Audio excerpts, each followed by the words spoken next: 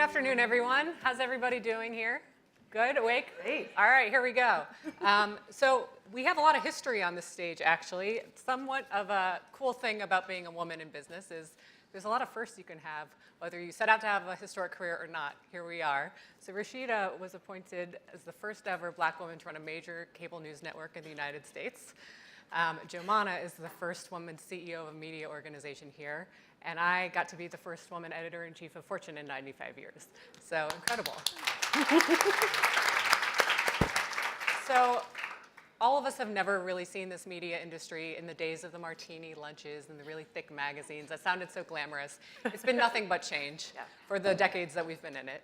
And now is no different, and perhaps we're facing the biggest change yet. So I'm curious, though, as you look at the media orgs that you've run and are running, from a global perspective, what do you see as the biggest challenges that we're up against? And maybe, Jomana, I'll start with you. Thank you, Allison. It's such a pleasure to be with you all here today, sharing the stage with two remarkable women who are pioneers in the media industry, very much paving the way for all of us and the younger generations to come. But I would say, the way that we decided to look at it is that we're embracing challenge as opportunity. Of course, everyone's talking about the next big disruption, what's happening with AI and how it will impact journalism and the media and monetization of our platforms. But ultimately, I think fear will result in us losing our positioning, our credibility, and the trust that people have very much put in us. We're very excited about this next chapter. However, excitement means being prepared. Excitement only means that it could work if you have the right strategy in place.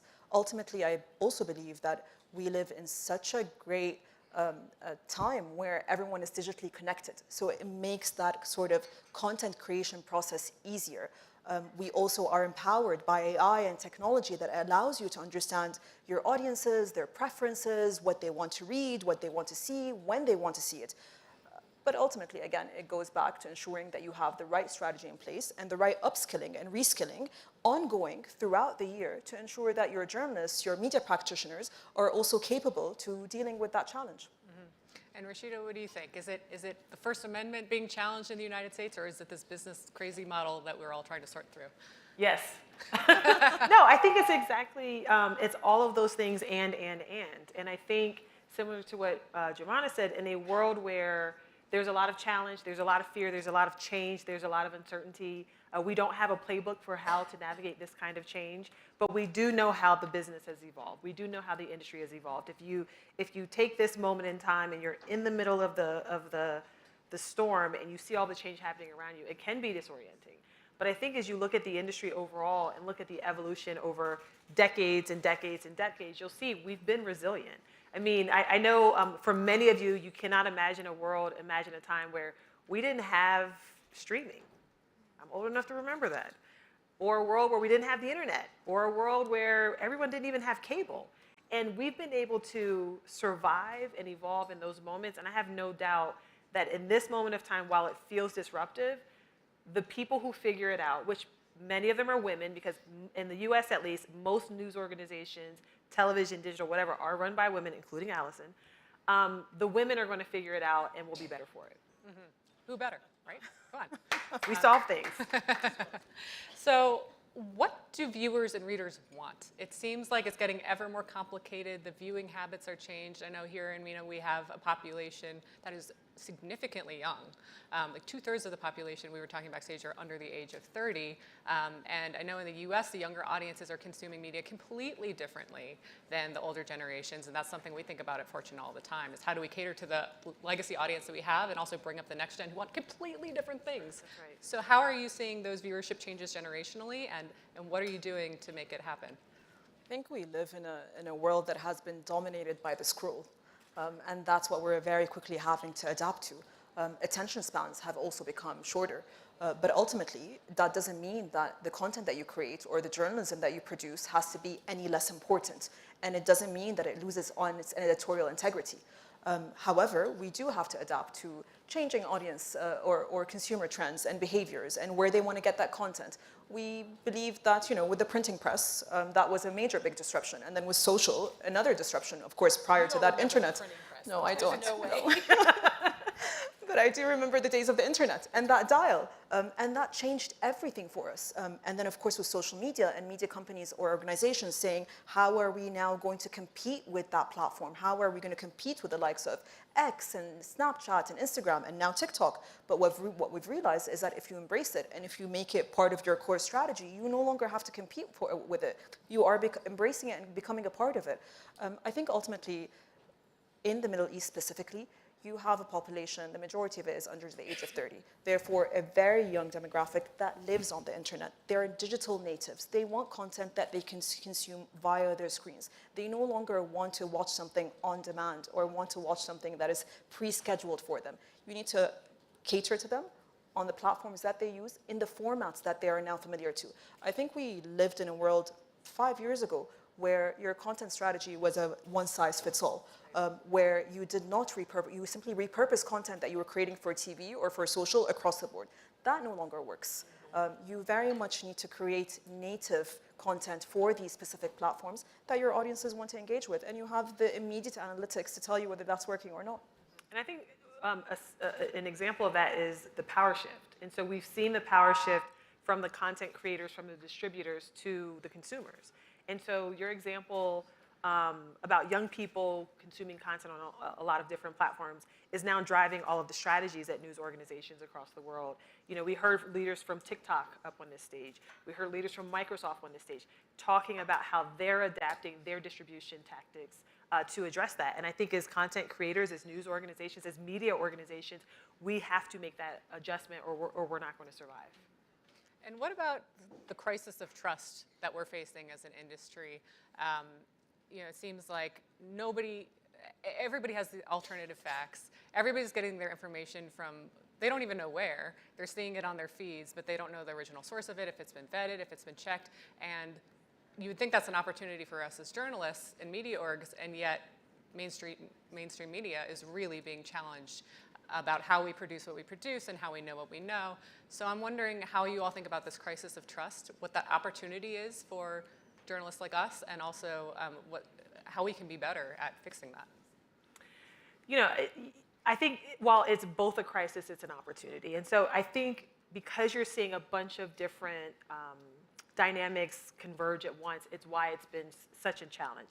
There is just the fact that there's so many different news sources out there that are not vetted. Some people don't even know you have to vet the source. Some people think, well, it made it to TikTok, so it must be real, like there must be a kernel of truth to it. So there's the increase of content coming in that's not necessarily sourced. There is the concerted effort by some entities to convince the public not to trust us. Like that is a business model for some entities in some places. And then there's also just the hard work that we have to do as content creators. Like news organizations have to continue to ensure that the content that they're putting out meets all of that criteria. I think we're seeing it at such a pace right now because all of those things are happening at once. My thought there, and this is how I guided my newsrooms, was we have to just do the work. And it's every single day, it's every single story, it's every headline, it's every script, it's every platform, every single time. And I think sometimes allowing the distraction of the narrative and the messaging can get in the way of the work that you're doing. But when you're consistently delivering, again, this is a moment in time when you look at the totality of the business and the public service that we've all committed to doing. It's not going to change that work. It's not going to change the need. It's not going to change the mission. You just have to be consistent. I do believe that this is one thing that you cannot compromise. Mm-hmm. This is one thing that you cannot say, let's just simply leverage AI, or let's, it's on X, so let's report it. I think Newsroom 101 is 2 sources. Do you have 2 sources? Then yes, confirm it. You can go ahead with that piece of news. But I also do sense that a lot of social media users, or generally your consumer and your population, are now reverting to traditional sources of media to confirm that news, especially with the widespread of misinformation, and especially during breaking news or live events. Everyone's going back to those mainstream traditional platforms. But ultimately, I think what these new technologies and these new tools and social media, what it allows us to do is to become more efficient and quicker. But it doesn't mean that it compromises our editorial integrity. And I do feel it's an opportunity for media organizations to re-emphasize their important role on informing the wider public on the issues at hand. Yeah, I think so much of it is about continuing to educate about how great journalism happens and that it's not just made up, or we're not making up sources. One thing we've started including in our articles is like if we have a whole anonymous sourcing policy, and we also need to say why we're allowing someone to be anonymous. And also, by the way, that Fortune knows the identity of the person, because that's not even clear sometimes. It's like if you say an anonymous source, a reader might think it's anonymous to Fortune. We're like, no, no, no. We really know who we're talking to. We know. And we do a lot of work to verify, which is, by the way, ever hard in a world of deepfakes, and videos can be manufactured and everything. So it's a wild time. What do you think about the business model of the future for journalism? And do you think that journalism alone can be a business model, or does it need to be propped up by something else? Like if you look at Bloomberg, they are a terminal business that funds great journalism. The New York Times, most people spend time looking about cooking and games, which are great things, but they're not the core, news journalism. So do you need something to subsidize it, or can it be, do we think the consumer will come back to paying? I don't think you can separate the business and the journalism part of the organization. You mentioned New York Times, and while they have a lot of different verticals, you also have The Athletic, which is profitable, and it's a content business. So I think it's less about having something to prop up the journalism and more about finding ways to diversify the monetization of the content, whether it's through subscription, whether it's through advertising, whether it's through a diversity of distribution. I think the business model of tomorrow is not going to be as dependent on any one thing. You're going to have the flexibility to bring new streams of revenue in using your content as your core. The core and your value proposition is the IP of your brand and your business. And I think, again, that those who do it well know how to diversify that, know how to monetize that, and know how to, I would also say, be nimble and keep up with the changing times and follow the consumers where they are. Where they're consuming content today, and we've talked about this today, it's all changing so quickly. Maybe a different place where they're consuming tomorrow, and I think those news organizations that can be nimble in finding ways not only to move to the new platforms, but to monetize on those new platforms are the ones that will survive. I think what we're doing, especially at SRMG, is that, and we're not reinventing the wheel here, but we're creating new sources of revenue. But ultimately, the foundation is that content creation process that you have, and that's why your audiences or your clients or advertisers are going to continue coming to you. But you do need to evolve, and you do need to be nimble and agile enough to allow for a diversification of monetization across your platforms. We cannot, again, have that one-size-fits-all model and simply rely on archaic ways or traditional business models. We have, at SRMG, we've now created an events company that is very much an extension of our brands. And why we've done it is that we simply did not want to enter the events business, which is highly lucrative and has high profit margins, but we wanted to leverage the strength of our brand equity. We have 30 plus titles under the umbrella of the group. A lot of these titles have loyal audiences and loyal readers, but then why don't we create events such as this event that we're sitting here right now, so that you can turn that monologue into a dialogue, hence creating more opportunities for engagement, hence creating more opportunities for advertisement and subscriptions, or simply a diversification of this revenue. We've also created SRMG Labs, which is our in-house creative arm, allowing us to better cater to our advertisers and our clients and provide them with that premium storytelling, very much leveraging the data that we gather via the number of people that are visiting our platforms and our websites. Therefore, now you're able to curate and tailor more that will result in higher monetization and higher profit margins. And I think Rashida will agree with me. It depends on the platform, and it depends on the topic, and it depends on the business that you're running.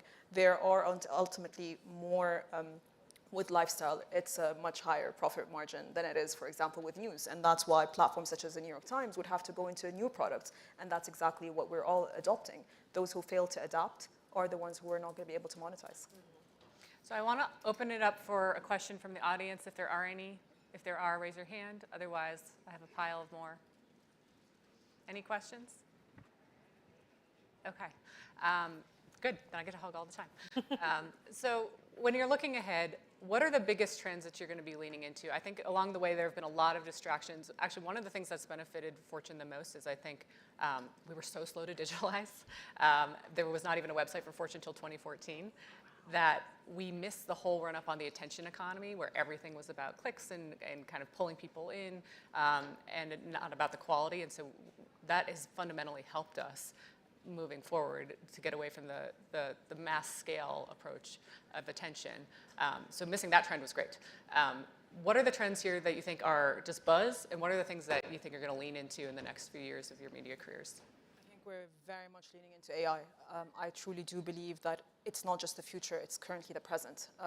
I must say that when I joined the group over 4 years ago now, SRMG has always been a pioneer, and SRMG has always been a market disruptor.